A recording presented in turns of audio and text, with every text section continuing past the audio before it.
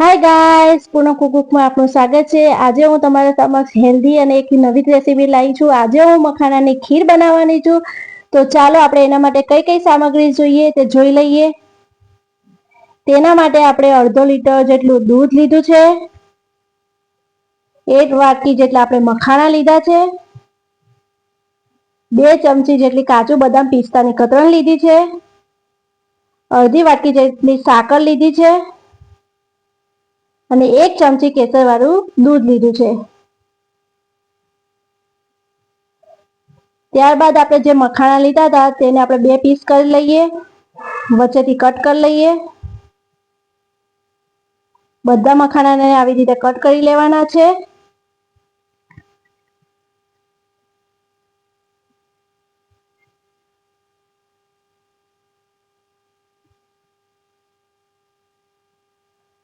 ત્યારબાદ એક પેન લેશું, ગેસ ઓન કરીશું।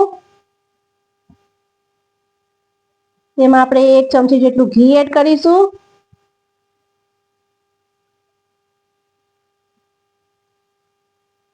ત્યારબાદ ઘીને એકદમ મેલ્ટ થવા દેશું। ત્યારબાદ જે મખાના લીધા હતા તે એડ કરીશું અને સારી રીતે એવું હલાવશું। મખાના જ્યાં સુધી બ્રાઉન રંગના ના થાય ત્યાં સુધી આપણે એને શેકવાના છે।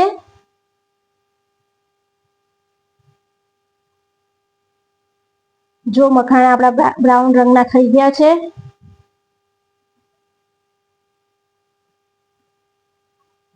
ત્યારબાદ આપણે જે દૂધ હતું તે એમાં એડ કરીશું।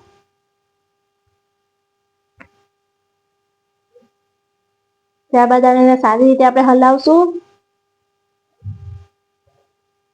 આપણે જ્યાં સુધી આ દૂધ અડધું ના થાય ત્યાં સુધી આપણે તેને ઉકાળવાનું છે। ત્યારે આપણે જે કાજુ બદામ પિસ્તાની કતરણ હતી તે ઘીમાં એવી સારી એવી શેકી લેશું।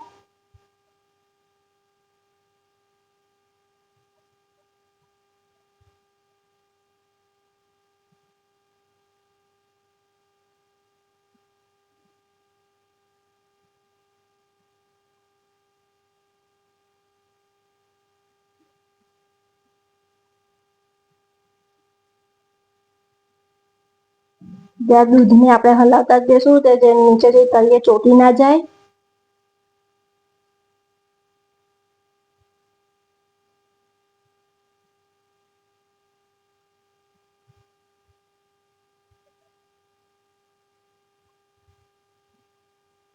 જો આપણું દૂધ થોડું થોડું ઘાટું થવા આવ્યું છે,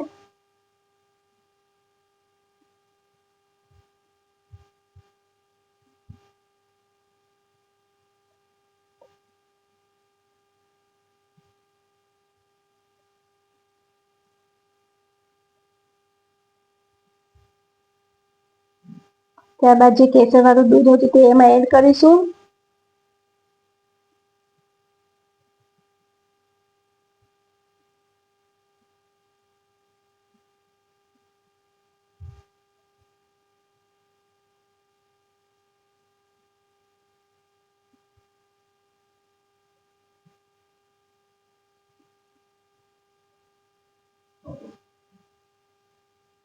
ત્યારબાદ કાજુ બદામની પિસ્તાની કતરણ હતી તે એડ કરીશું।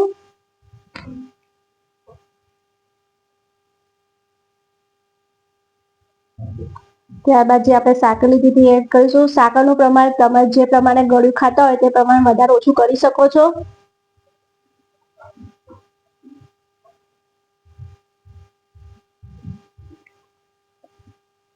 ત્યારબાદ દૂધને સારી રીતે એવું ઉકળવા દેશું।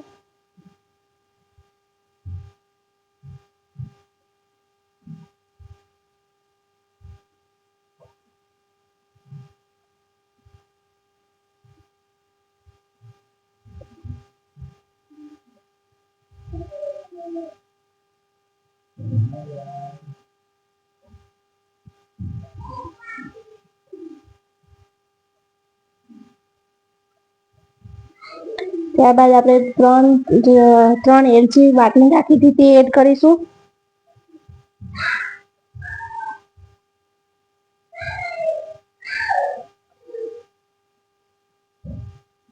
જો આપણું દૂધ ઉકળીને અડધું થઈ ગયું છે એકદમ ઘાટું એવું દૂધ થઈ ગયું છે, જોઈ શકો છો ગાઈસ.